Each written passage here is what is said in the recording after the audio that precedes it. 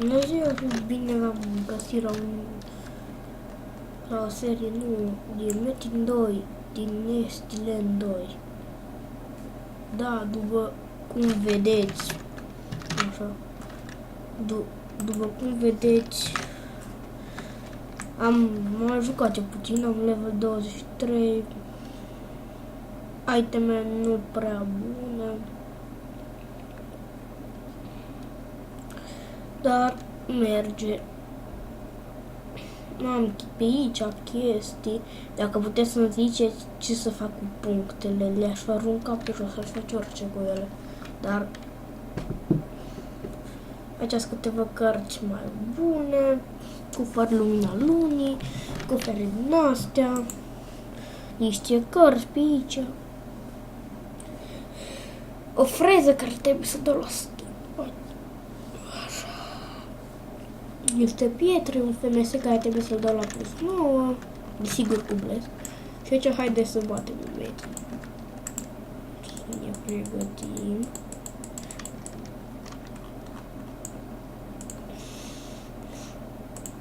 Hai să mai deschidem. Așa. Deci. Despre seria de Minecraft. Nu o să mai postez pentru că mi-am reinstalat Windows-ul și mi s-a șters mapa, din păcate n-am putut să o salvez. Și da.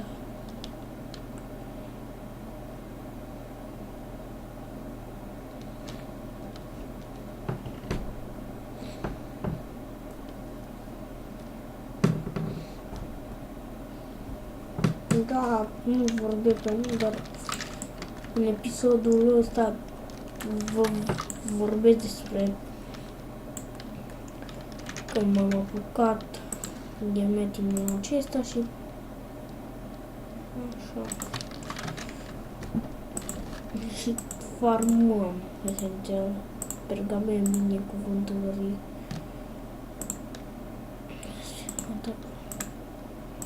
Niște cărți cam praf, trebuie să le vând iarăși. Dar și acesta nu vom băga umor nouă dată. Dacă dăm fail, asta e, haide să le deschidem. Vedem că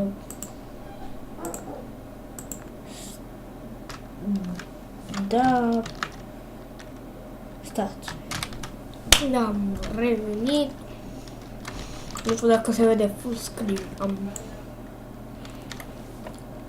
avut o mică problemă, dar nu-i bai. Problema era că mi-era foame. Nu cred că vă supărați dacă nu.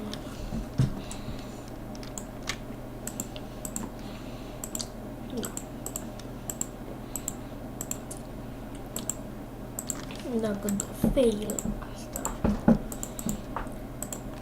fac up ăia care îi dau mare.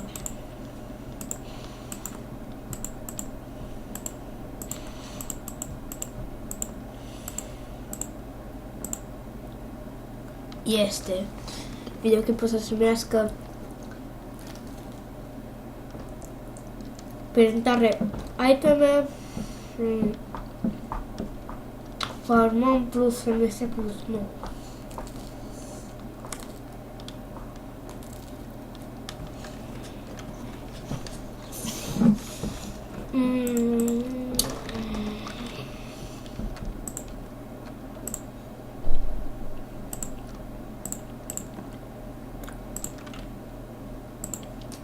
Camuflaj.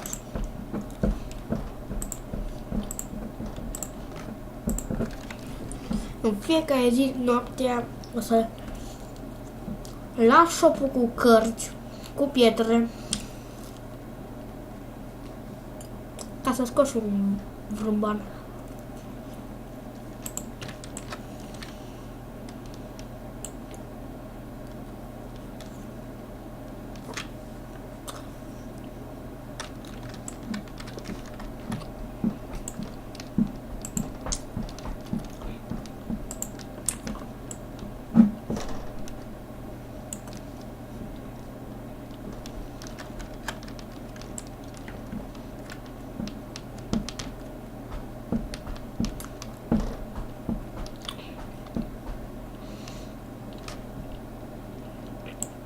De parcă n-aș avea bani. Bine, am avut doar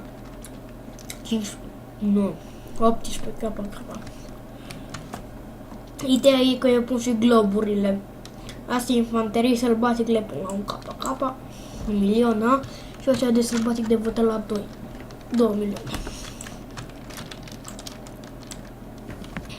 Facem bani din globuri.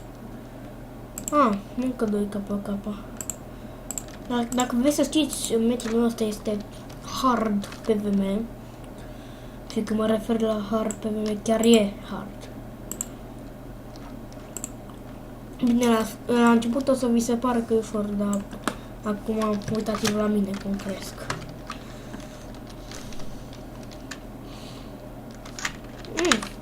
Drop bun.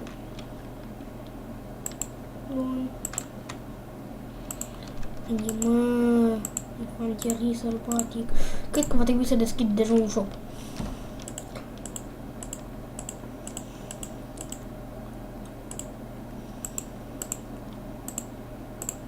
Bun, chiar fără level.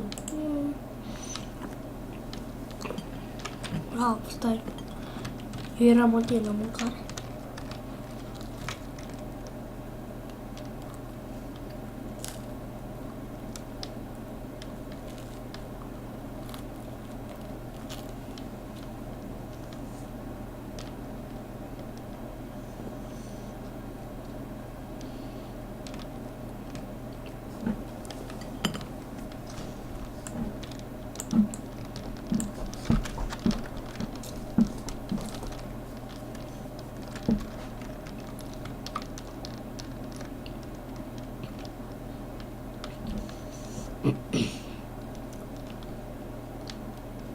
O să mă apuc de o serie, de fapt o să continui seria.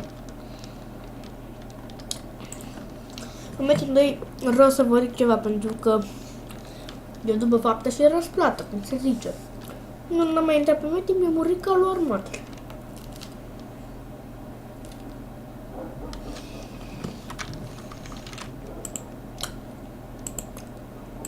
Dacă joacă careva,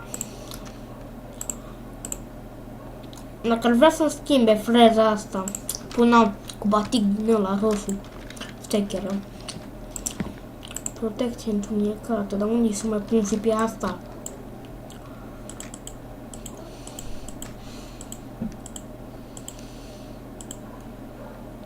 Bine, stați, revin imediat, după ce fac un cont nou și îl fac shop, ca să, da, revin imediat. Da, am revenit cu shop-ul.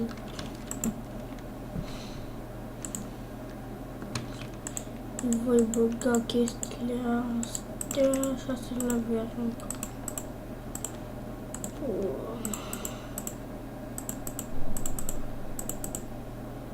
Nu am nevoie de cufărul ucenic. Nu pot. Bun. Acum voi veni cu celălalt cont să las chestiile și da. Spargem pietre cu turnă, cu opul. Da. Noi când am spart piatra, când mă duceam spre shop, uitați ce mi-a picat. Și desigur.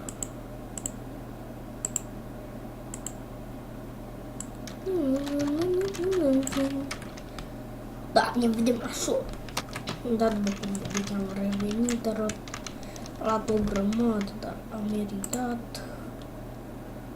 Tot shop-ul ăsta este al meu. Nu acela a cumpărat nimeni, am rămas un singur la gol. Trebuia să îl umplu cu ceva, cu ăștia, dar în fine. Lăsăm, asta se cumpere. Până atunci, hai să cheltuim bănuții.